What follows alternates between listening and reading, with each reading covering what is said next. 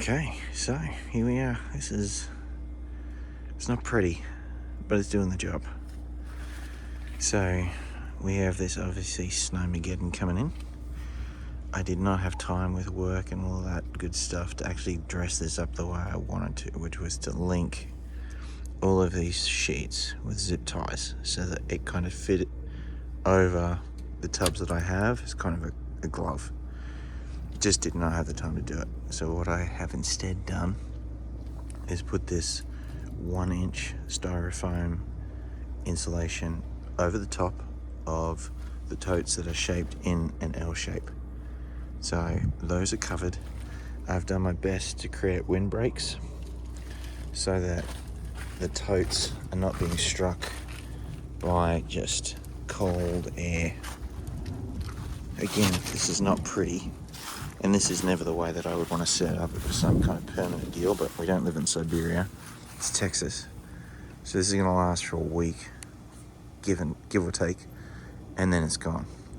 So what I've got is I've got this small tote where I've got my air pump and then also some heaters, some Haiger 150 watt heaters. I have them set at their lowest setting, which is 59 Fahrenheit. I didn't want to shock the fish and put them in, tropical weather temperatures only for them to come back down a week or two later, because even the heating in there, it's helping now, but I still think it's going to be, this whole thing is going to be stressful. So what I've got is insulation across the top.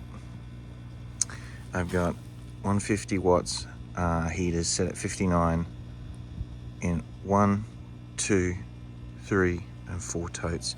I've got my air pump and my heaters in this container here.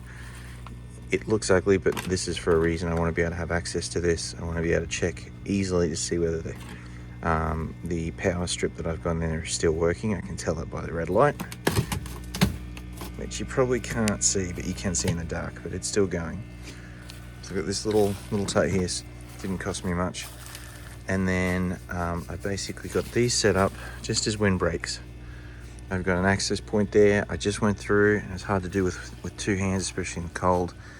What I would sometimes do is get my temperature. I would aim it here at the outside of the plastic, and what I would find is the correlation between the outside temperature and the inside water temperature was usually enough for me to get a gauge in the cold without disturbing the fish too much. That's not necessarily the case. Again, it was hard to do with one hand, and it's 26 degrees, it's freezing. But what I was able to do is to lift this sheet here, get my temperature gun, and see that we were in 30, 29 degrees. So none of the water has frozen. I don't want to disturb the fish by actually getting footage or anything to show them in that, they're not hibernating, but in that low metabolic state. So I don't want to, unfortunately can't show that to you.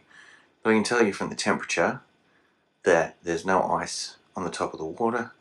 The heating, it's not tropical. It's still at about 51 degrees with the heaters in there. So we're not even reaching our preferred temperature, but we're holding. So if things continue, I think we're going to be okay.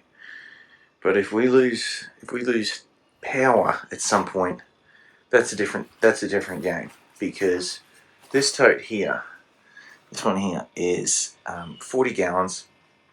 It has 2 random fry in there, but it doesn't have any heating.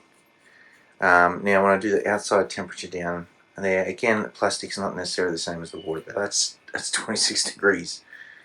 I think those guys are going to be cooked. I could be very wrong, but I'm not hopeful.